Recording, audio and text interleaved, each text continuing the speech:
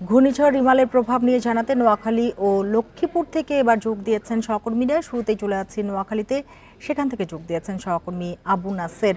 আবু নাসের, বলবেন যে নোয়াখালীতে কতটি আশ্রয় কেন্দ্র প্রস্তুত করা হয়েছে আর ঝুঁকিপূর্ণ এলাকা থেকে মানুষজনকে আশ্রয় কেন্দ্রে নেয়ার যে অগ্রগতি সেটি কতখানি চ্যালেঞ্জিং?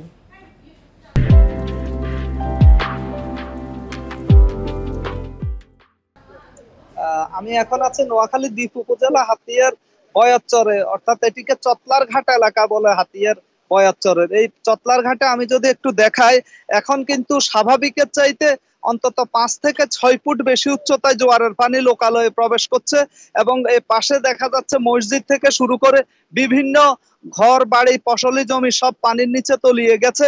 তো এখানকার মানুষের মধ্যে এখন নানা ধরনের উদ্বেগ উৎকণ্ঠা কাজ করছে। যদিও এ পর্যন্ত 450-র মতো আশ্রয় কেন্দ্র প্রস্তুত করা হলো, এখনো কোনো আশ্রয় কেন্দ্রে লোকজন গেছে বলে আমরা সরেজমিনে দেখতে পাইনি। সরকারিভাবে কিছু আশ্রয় কেন্দ্রে লোকজন গেছে জানালেও আমরা যেসব আশ্রয় কেন্দ্র পরিদর্শন করেছি সেখানে কোনো লোকজনকে দেখা যায়নি।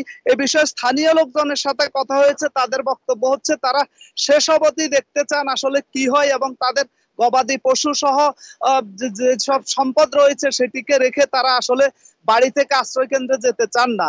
অন্যদিকে প্রশাসনের পক্ষ থেকে বলা হয়েছে যে কোনো মূল্যে দুর্যোগ কবলিত এলাকার লোকজনকে, অর্থাৎ ঝুঁকিপূর্ণ এলাকার লোকজনকে আশ্রয় কেন্দ্রে নিয়ে আসা হবে। প্রয়োজনে বল প্রয়োগ করে তাদেরকে আশ্রয় কেন্দ্রে নিয়ে আসা হবে। একটু আগে অর্থাৎ সকালের দিকে চট্টগ্রাম বিভাগীয় কমিশনার এবং জেলা প্রশাসক এসব এলাকা পরিদর্শন করেছেন। তারা স্থানীয় জনপ্রতিনিধিদেরকে যে কোনো মূল্যে ঝুঁকিপূর্ণ এলাকার লোকজনকে আশ্রয় কেন্দ্রে নিয়ে যাওয়ার জন্য নির্দেশ দিয়েছেন। আপনি থাকুন আমাদের সাথে। এবার চলে যেতে চাই লক্ষ্মীপুরে, সেখান থেকে যোগ দিয়েছেন আমাদের আরেক সহকর্মী আব্বাস হোসেন।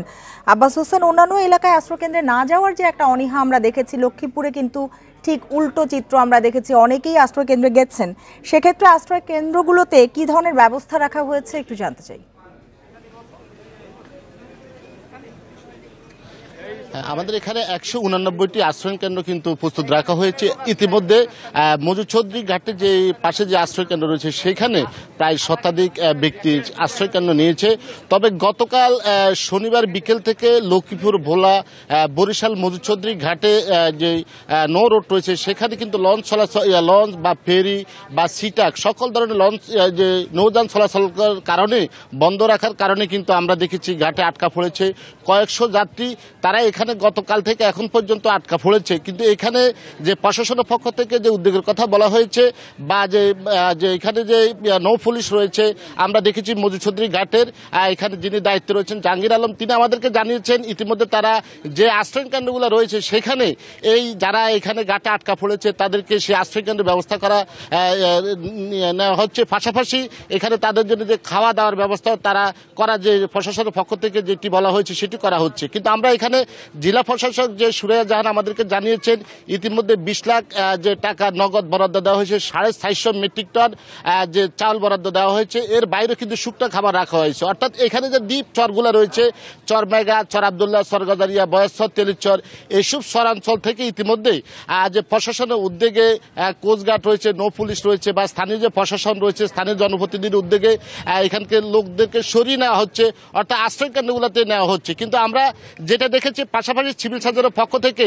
এখানে 66টি মেডিকেল টিম গঠন করা হয়েছে যেন দুর্যোগের পরে যেন তাৎক্ষণিক ব্যবস্থা নেওয়া যায় সেই ধরনের ব্যবস্থা নেওয়া হচ্ছে, পরবর্তী পদক্ষেপ নেওয়া হবে। নোয়াখালী ও লক্ষ্মীপুর থেকে রিমালের প্রভাব নিয়ে জানাচ্ছিলেন আমাদের সহকর্মীরা।